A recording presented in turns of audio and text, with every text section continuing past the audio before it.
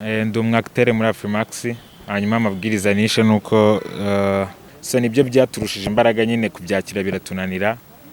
So rero dushuduka tubicelebratinze kandi nta nubwo uratangira twibwira tubwire n'icyo ukora muri AFRIMAX. Amazina yanjye nitwa Kwizera Martin Jeden. Kwizera Martin Jeden, nkaba nkora acting muri AFRIMAX. Bagufashe gute byanje gutse kubera icyo? Ntago badufashe kuri lockdown, twebwe yenda yaguma mu rugo iyo bashyizeho icyumweru kitatubana. Kwa ko mbere yuko biba hari iminsi ibanziriza tutatwegerana tukabana mu nzu imwe, kwa ko n'undi turaturanye. Birori rero situation nari ndimo ubu ngubu kujyana iyo itariki byabayeho neza biragoye. Kora iki kubera icyo uri hano? CEO of AFRIMAX. Gasaro TV.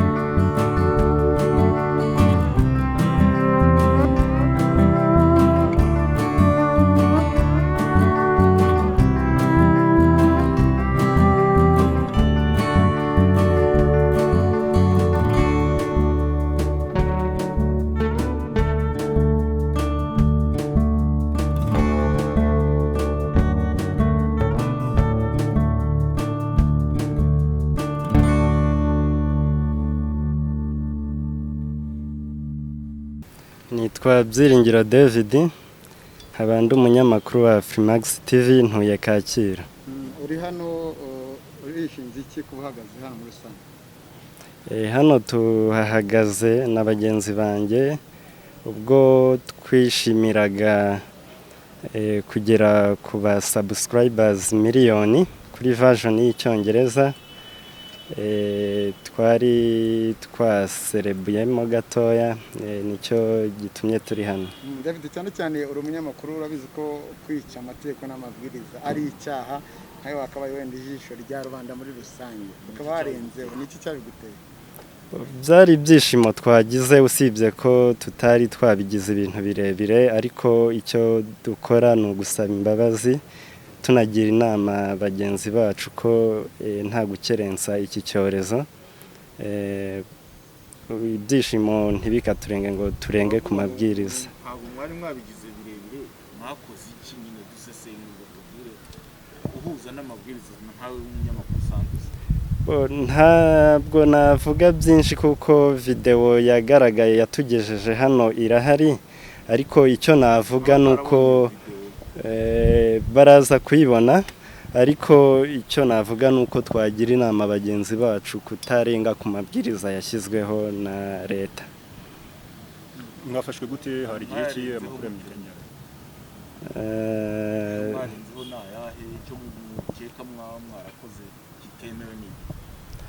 Nkuko namwe mubizi, ugize miliyoni y'aba subscribers hafi ya mwese muri aha,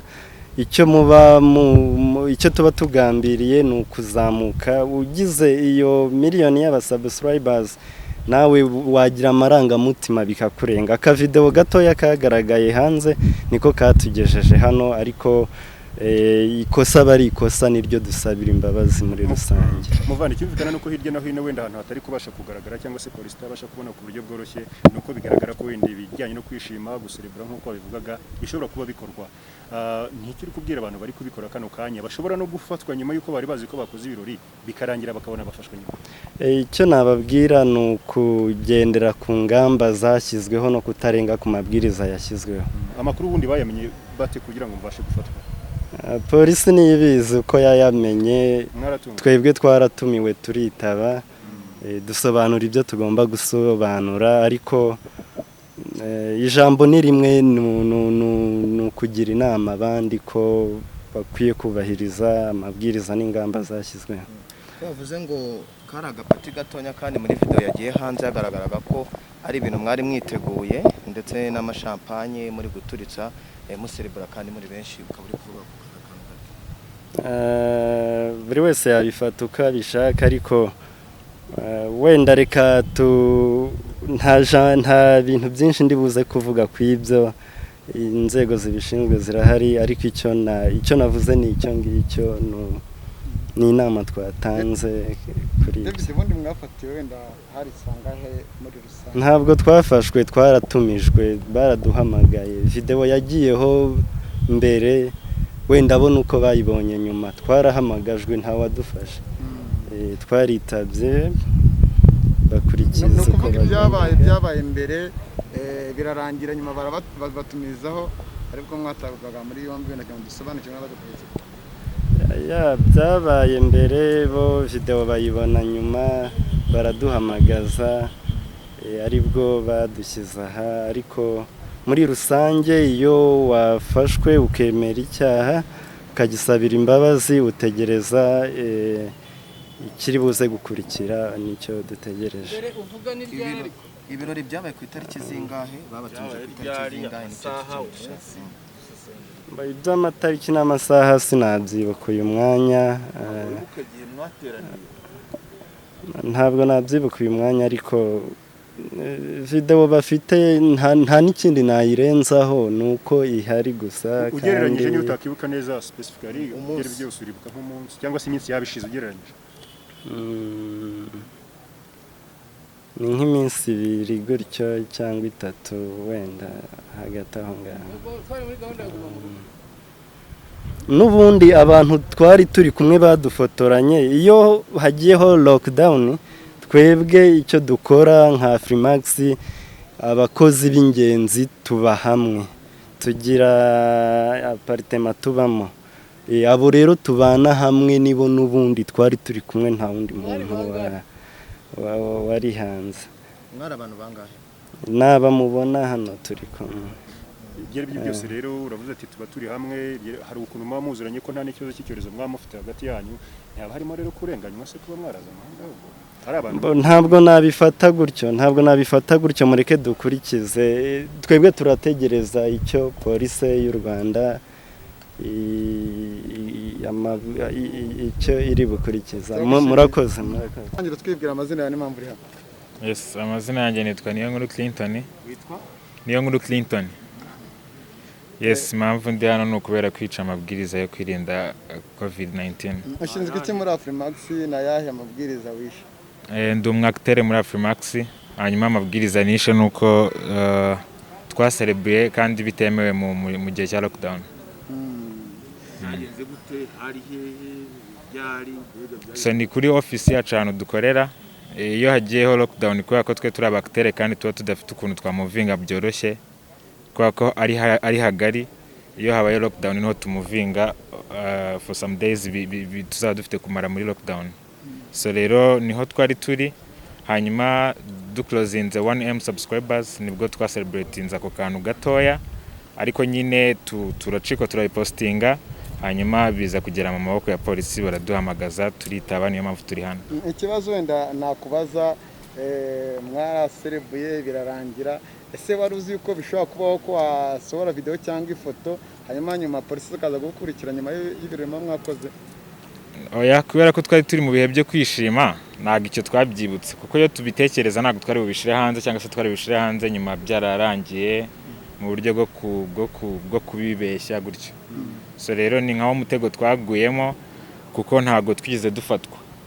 So ndibaza iyo tuza kuba tutarashize hanze amashusho ntago twari bufatwe. So ariko kubera ko twari excited cyane ntago twabitekerejeho cyane nyine birangira tuguye muri wa mutego. Ikibazo si ugushyira hanze amashusho, ikibazo ngira ngo ni ukurenga ku mabwiriza kandi muyazi musobanukiwe, muri abantu basobanukiwe. Ikintu cyabiteye ni igiki cyatumye murenga ku mabwiriza? So nuvuga ngo ikintu cyabiteye kigatuma turenga mu mabwiriza kuko n'ubwa mbere tufatiwe muri iki kintu nabwo bwa mbere tuyarenzeho. So nuko mu by'ukuri nyine nkuko nabibabwiye nyine weakness yacu yabaye excitement yatewe no kuzuza miliyoni y'abasubscribers mu gihe gito kitageze no ku mwaka kuri channel yacu ya English. So nibyo byaturushije imbaraga nyine kubyakira biratunanira. So rero dushuduka tubicelebratinze kandi nta nubwo yari yo celebration yacu twateganyaga, twagafashe nk'akantu gatoya kubera ko ntago play button yari yazi. Haruvuze yuko mwari abantu musanzwe mukorera hamwe n'ubundi ari apartment muba murimo mu kazi kanyu ka buri munsi, baza kubafata bafata nk'abarinze ku mabwiriza kandi n'ubundi abantu bari mu rugo bashobora kwishima byo turabizi hatinjiyemo abandi baturutse hanze. Ntimutekereza ko rero wenda mutakabaye muri hano kuko nta wundi muntu wari waturutse hanze mwari kumwe? Oya, ntago ariko tubitekereza kubera ko nubwo tuvuze ko ari abantu dukorana gusa ntago bose twari 11 ntago bose ariko koko tuba muri iyo nzu. Hari harimo nka babiri ari nko mu gipangu gikurikiye n'undi mu kindi gikurikiye. So ndibaza ari byo byatugonza. Dukorana ariko nabo tubana umunsi kundi. Nirumva niho rero byabereye yuko bitakiri noneho babantu b'umunsi kundi hari undi winjiyemo. Muri jisho rya rubanda muri filime mukina mutangamo ubutumwa butandukanye mu buryo muba muri gukina, none mwongeye kugaragara nk'abarinze kuri ayo mabwiriza. Murazwe muri make murabasitari reka nkoreshe iryo zina cyangwa se ubwo buryo. Nubuhe butumwa muri gutanga? Cyo ni kimwe no kuba mwagaragaye gutya muri ngo bisobanura. So ubutumwa twatanga nuko urubyiruko rugenzi rwacu, abanyamakuru bagenzi bacu n'abandi ba YouTubers bagenzi bacu nuko nyine namwe turi mu rugendo rumwe. Achievements zose mwageraho nyine ndibaza bitakagombye kugutuma biba inandaro yo kugira ngo murenge ku mabwiriza yo kuba mwarwanya iki cyorezo kako ni inyungu zacu twese kugitsinda bikaba byadufasha gusohoka muri izi ngamba vuba. Yes, murakoze. Isomo usigaranye ni irihe ngo wenda uzatanga no kumutari uri hano? Isomo nuko nyine nta muntu uri hejuru y'amategeko kandi ikindi nyine inzego z'u Rwanda zikora kandi ziri maso. Turagushimiye. Uratangira utwibwira utubwire n'icyo ukora muri AFRIMAX. Amazina yanjye nitwa Kwizera Martin Jeden. Kwizera Martin Jeden, nkaba nkora acting muri AFRIMAX. Bagufashe gute byanje gutse kubera iki? Ntago badufashe, twari turi mu rugo baraduhamagara tuze twitabe, hari video babonye yagiye hanze twuje miliyoni y'abasubscribers. Nuko nkuko byagenze. Ariko mwumvaga yuko wenda ibyo murimo bakora wenda ni byiza na buri wese wenda yabikora, ariko amabwiriza n'amateka ya COVID wayarengeje. Mwumva ko ibyo bakora ari byiza no kubana babakurikiye cyangwa nta wakanduza undi mubare barahonga? Mu by'ukuri iyo tugiye muri lockdown twebwe yenda yaguma mu rugo iyo bashyizeho icyumweru tutatubana. Kwa ko mbere yuko biba hari iminsi ibanziriza tutatwegerana tukabana mu nzu imwe, kwa ko n'undi turaturanye. Noneho urumva twari turi mu nzu imwe, twuza miliyoni turi mu nzu imwe n'ubundi, then tutadufata agakeke turagacana, wafashe video ubwo niyo waje kwishyira ahantu ntazi barayibona ko muri twe nta wigeze ayishyira hanze. Byari ibintu nyine biri muri byo mu rugo nyine bisanzwe nkuko nawe cyangwa undi wese yabikora. Umuntu yakibaza kuko ibi bibaye ku bantu bazwi cyangwa se bari fame bafite izina, agira byose hari ababakurikiraga ku byo mukora mu buryo bwanyu bwa acting, none ngiye kugaragara ku buryo bw'abarenze ku mabwiriza. Ibi murumva bisobanura iki ku bantu bafite izina rero? Ubundi amategeko aberaho kubahirizwa, cyane cyane ko buri muntu agiye yubahiriza amategeko isi yaba paradizo muri rusange, cyane cyane ko natwe ibyo dukunda gukora. Rero kuri iyi nshuro kwa baduhamagaye twe ntago twatuzi ikintu twakoze ari ikosa kwa ko tubana mu rugo. Urumva ni ibintu byabaye hashize igihe tubona baraduhamagaye turitaba. Muri rusange rero kubahiriza amategeko nibyo bya mbere. Nubuhe butumwa waha abasitari bagenzi bawe cyangwa se abantu bazwi, kuko muri itara rya rubanda buri muntu wese babakurikiranye ibyo mukora. Ubu uyu munsi umuntu ubabonye izi saha mwarenze ku ngamba zo kubahiriza amabwiriza ya COVID-19 ni iki wababwira? Cyambere ikintu njye nababwira kuri side yanjye nuko buri kintu cyose bagiye gukorera nyine bubahiriza amategeko ya COVID. Buriya cyambere no kwirinda ikintu cyose twakora baba wishimye wababaye ni ukumenya ko ubuzima ari bwo bwa mbere nta kindi. Birori rero situation nari ndimo ubu ngubu kujyana iyo itariki byabayeho neza biragoye, gusa nta kintu ntago ndi kubyibuka neza. Yego. Twa Rwanda rushya Aimable. Ukora iki kubera iki uri hano? CEO of AFRIMAX. Mwafashwe muri mu biki nubwo bagenzi babisobanuye cyane cyane CEO urabizi kwirinda COVID ni ingenzi kuri twese. Dusobanurira muri rusange imva n'imvano ya byose. Ntago twafashwe bakosoreho gato. Ni amavideo yacu yagaragaye, noneho hashize nk'iminsi 2 turahamagarwa, turitaba, hagaragara nyine akavideo kari kafashwe. Nubwo buryo twagezemo hano. Akavideo kagiye hanze akaba ari nako gatumwa muza kwitaba ahangaha. Yego. Aho kavideo kaba karafashwe n'umuntu ku giti cyo cyangwa se n'ubundi ibyo birori mwari mu birimo?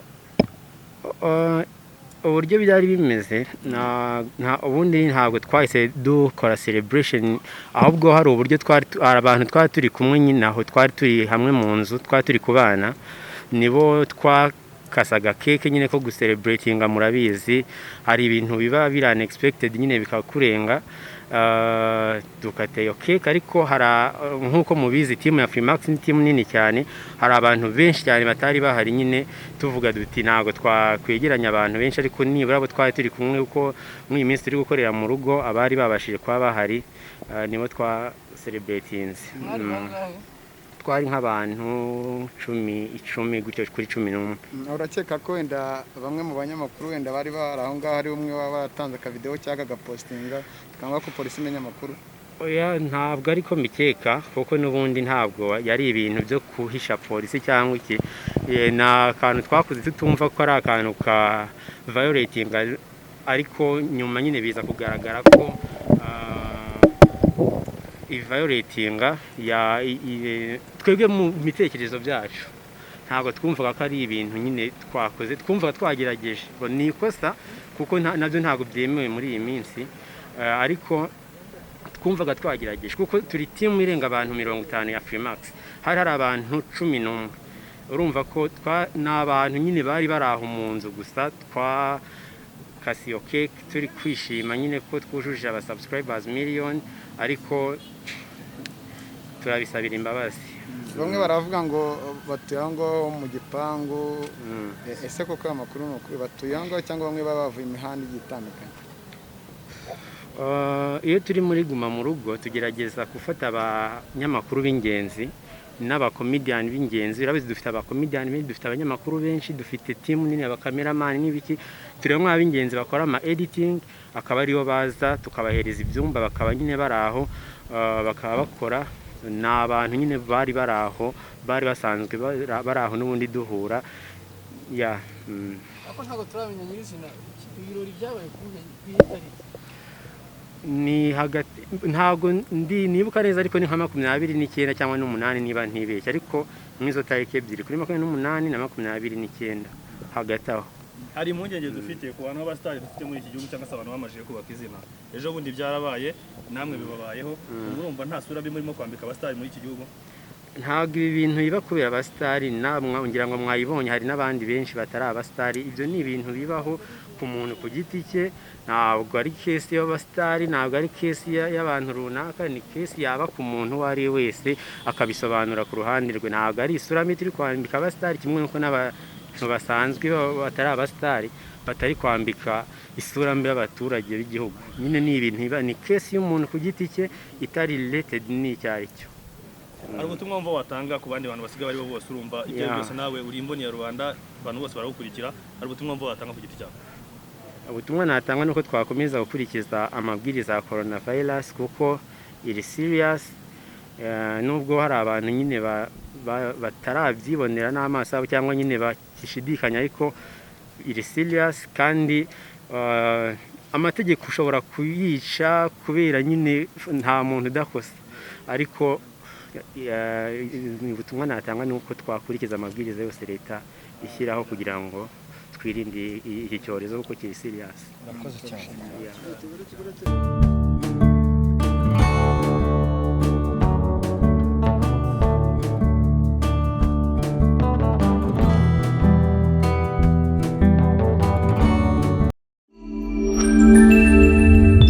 Gasaro TV.